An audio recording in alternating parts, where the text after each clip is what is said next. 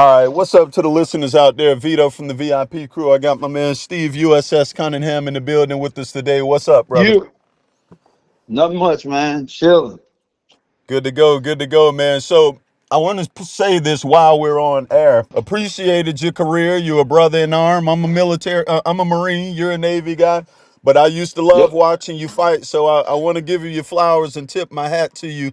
Because without you and the brothers like you, there is no boxing media like me. So I want to thank you for that first, bro. Hey, appreciate it. Big time.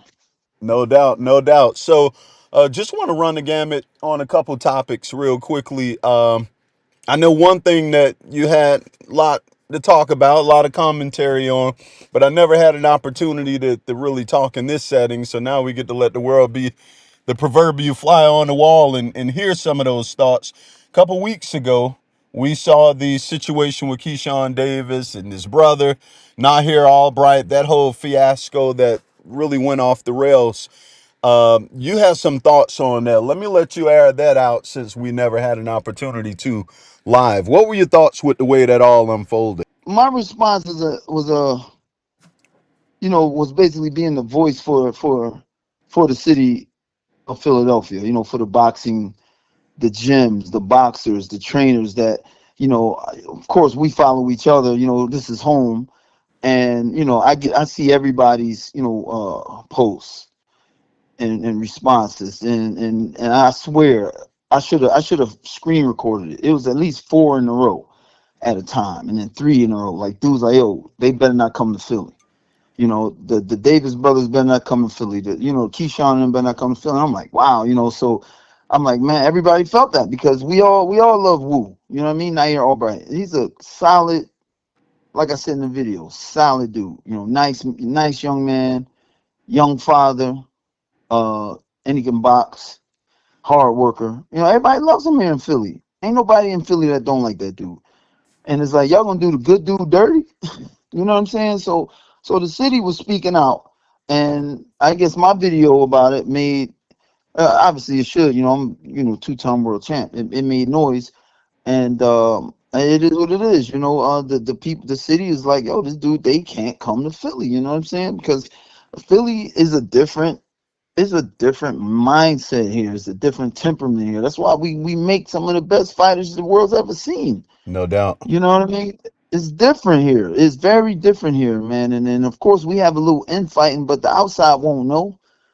You know what I mean? And we love each other. We love this new generations, man. Philly, it ain't been Philly versus Philly, man. It's been Philly versus the world. So when one of our own gets fucked with, and in a place where he did no wrong, I don't know, man. Everybody's pissed. Everybody's on fire about that. Yeah, no, I'm with you. I'm obviously not from Philly, but I was a big Albright fan before the fight. I became a bigger fan after the fight because not only his effort, but I just think, like you said, he's always been a stand-up dude. I've never really heard Yeah. anything negative. He ain't a troublemaker, none of that stuff. So to see him go Right. out there and perform the way that he did, I think you have to respect that. So to see what came afterwards was really, I think for all of us, Philly or not Philly, those who are thinking with common sense, I think it was just way over the top, unnecessary. And to be honest, I think Keyshawn Davis, who had the most to gain that night, probably lost the Yeah. most by putting himself in that situation. Exactly. And I mean, then you got to add to there's other factors. First you got the Keyshawn losing his title on the scale, not even really giving a fuck, and losing $1 million fight. You know what I mean? That's $1 million. Like, I I mean, know. that shit might be easy to him, but there's some champions that ain't made $1 million.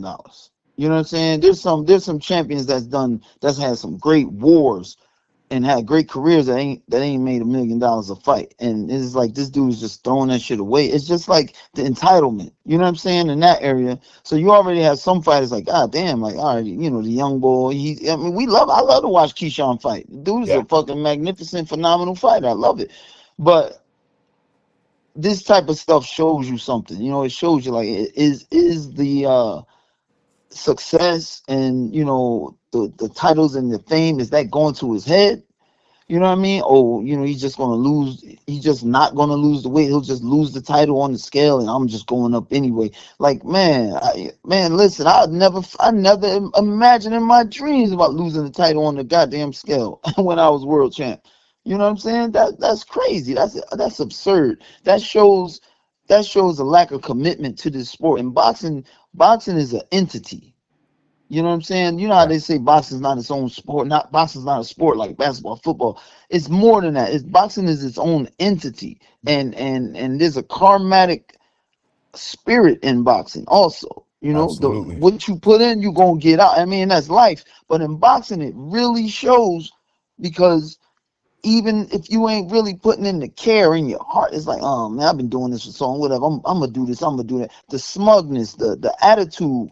I mean, I'm gonna say, look at Broner. You know what I'm saying? Yeah. Look at some of these guys who were so smug, and I'll use the word disgusting with it. You know what I'm saying? Yeah. Ignorant with it. Look what happened to them. So it's like they're not respected now that they're done, because we live a life as young men. We're in shape, feel like superhuman. We're superhuman. We're knocking people out, whipping ass, making big checks, and we feel immortal, invincible.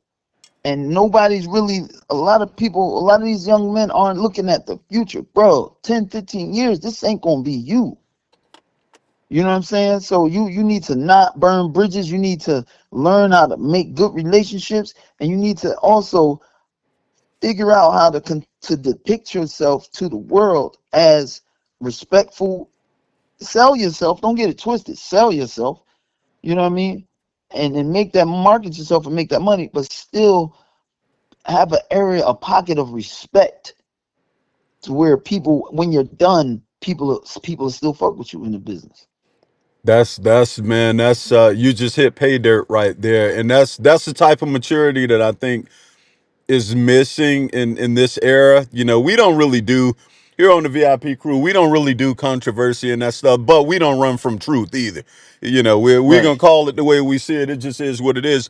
That you actually segued into something I was curious to get your opinion about, because this is something Percy obviously ain't on the line now to chime in with us, but we talk about this all the time, being that we've both covered the sport of boxing well over 20 years now, actively Mm. more so in some points than not. But at any rate, I want to ask you, do you think this era's fighter has less commitment and less, what word am I looking for? For me personally, let me just say it this way. We look at it and it's like, you mentioned that some great fighters who have given us some brilliant nights in the ring have never made a million.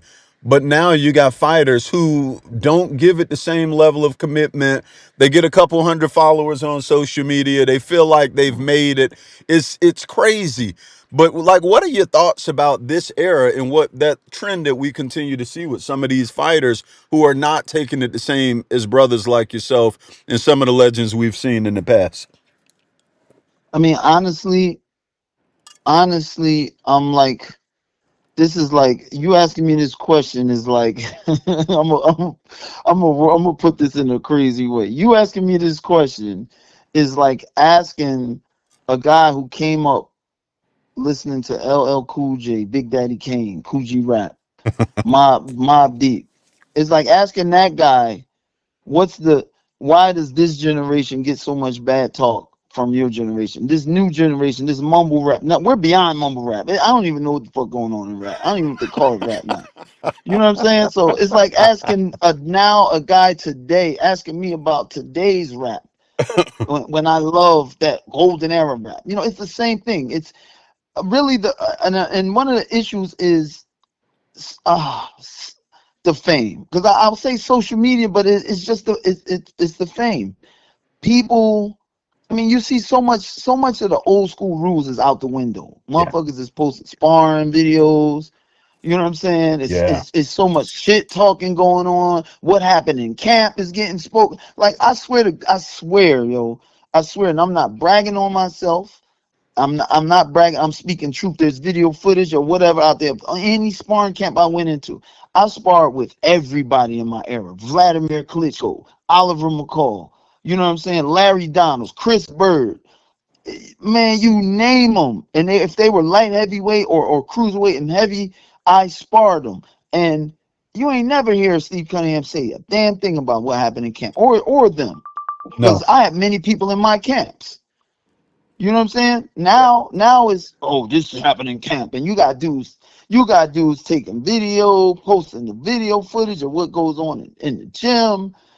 I mean, like, you got dudes who ain't really won 10 fights they got 100,000 followers just because of a video of them beating some bum up in the gym. Yeah. And some of these champions, look at a lot of these champions from like my area, 3,000, 4,000 followers. It's crazy. You know what I'm saying? It's like, really. So the fame that people are getting, these fighters are getting, and now that when you sign contracts, because my son, USS Junior, he's fighting. He's 5-0 as a pro. We when we sign a contract, they want to know how many followers you got on TikTok and Instagram and Facebook. Wow. Wow. They want to know how many followers you got, because I mean, listen, the fan base is big. I try to tell these young fighters that I talk to, you can fight like Floyd, you can be this, you can be like Mike, but if you ain't putting butts in them seats, it don't mean shit. You know what I'm saying? So Wow. it's the fame. These guys are chasing. They're chasing this fame, which is cool. There's nothing wrong with chasing the fame, but fight too. You know what I'm Yeah, saying? Like, you I'm so sick of all of this talk. I'm over the talk. Shakur, Tank, Devin, the talk, the Tiafimo, the whoever. Oh my freaking goodness, my God! Like, you talking to? I'm serious.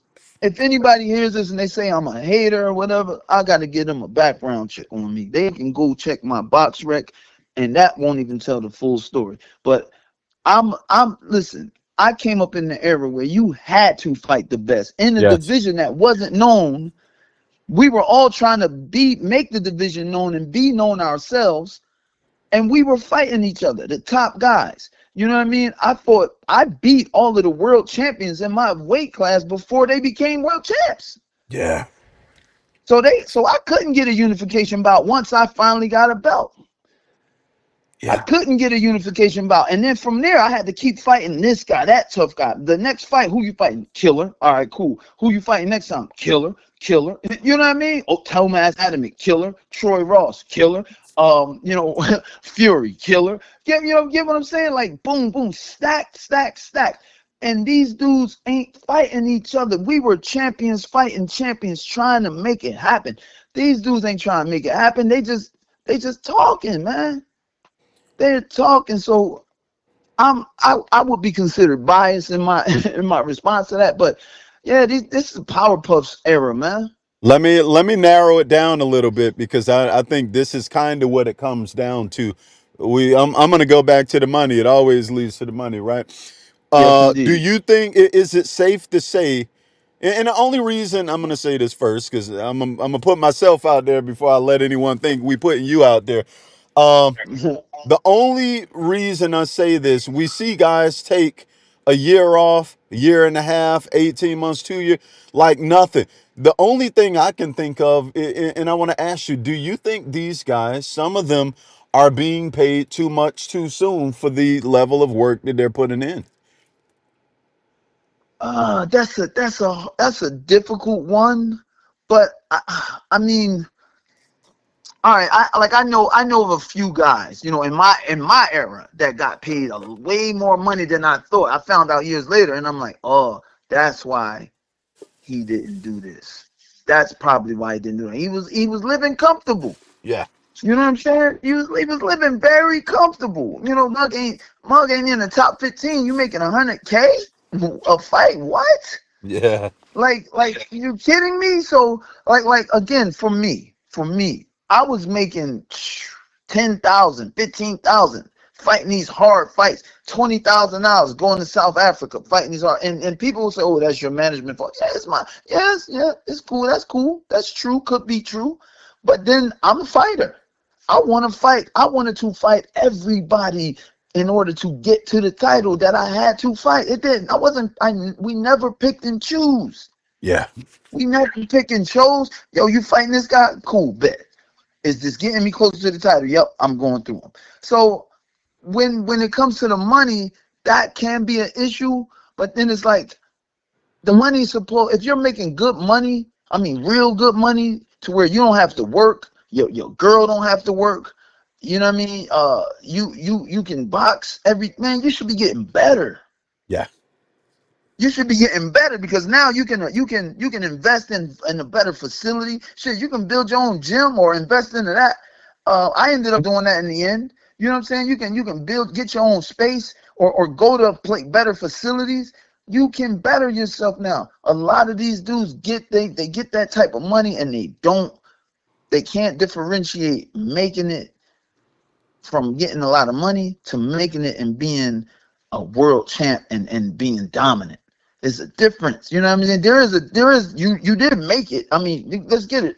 Let's just keep it real again. You making 100K for a 10 round fight and you ain't even in the top 15 or you're in the top 15. Shoot, that's making it. I don't care what that's a level of making it. Oh yeah. But we're in boxing. We're in boxing where dudes is making 5-10 million a fight. I want to get to that level. Yeah. This is just peanuts right now. This is me making it according to my family, where my mom and dad, they ain't seen $100,000 with their check combined a year. Yeah. I just made that crap in 30 minutes. Yeah. This month, and in March, and now in August, I'm about to make double that because I won. So the money like it's like here's the thing too. It's like we see all of these great fighters in the amateurs, dope fighters. Like, man, that dude, when he turns pro, he's gonna be a world champ. Oh, when he turns pro, he's gonna be a world champ. And it's like 6 years later, yo, whatever happened to so and so? And it's like he couldn't. The business took him out. Or again, you get these dudes who get this money and they make them so comfortable they feel like they made it, boxing Yes. wise made it, and they start slacking. While you got the hungry dude like Steve Cunningham, USS Cunningham over here, signed with a fucked up promoter who's not paying him according to the work he's doing, or and the level of fights he's been putting in. Yet I'm starving, and every fight I'm looking at is more food on my plate. Yeah.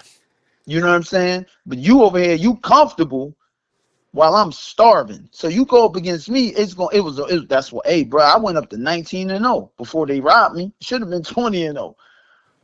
I went to 19-0 traveling overseas. Wow. Hungry, man. So the hunger, you're right. The hunger that will drive a fighter, it isn't there as much as we used to have it. It's really gone because now you got Turkey Al Sheikh. He's in, and it's cool. Pay these fighters.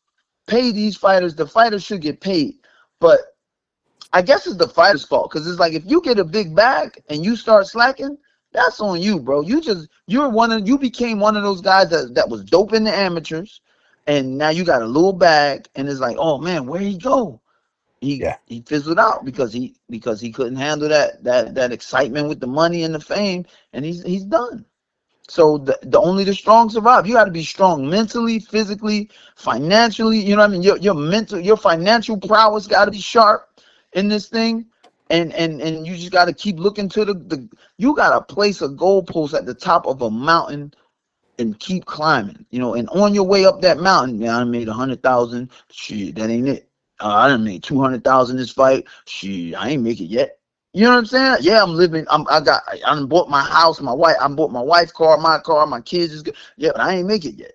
You know what I'm saying? You gotta keep that hungry mindset, man. That's real, man. And let me say this before we pivot. I'm with you. It's a real tough discussion to have because you always want to. I mean, I see the kind of commitment you guys put in, the effort, the time away from your family, the time when you're around your family, but too damn beat up to really enjoy your family because you've been Yeah, training. true. Like I see all of that. So I do support getting the bag, but I just think that it's coming Right. at a level now where guys, it's like I was telling somebody the other day.